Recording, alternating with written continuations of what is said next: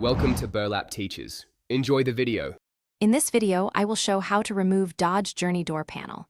Start by lowering the window and removing visible screws near the armrest, handle, and speaker cover. Pry gently at the trim with a plastic tool to avoid scratching paint. Pop the panel away from the door using steady pressure, then lift to clear the window ledge.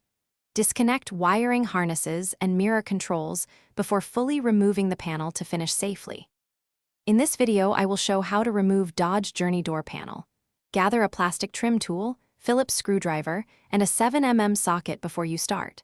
Wear gloves to improve grip and protect sharp edges.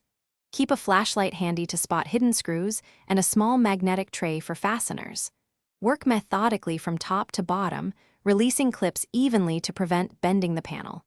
Label connectors if you think reassembly could be confusing.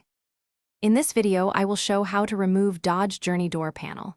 Quick recommendation: I use leak-proof containers to organize screws, clips, and small parts while working. They seal tight and stack neatly.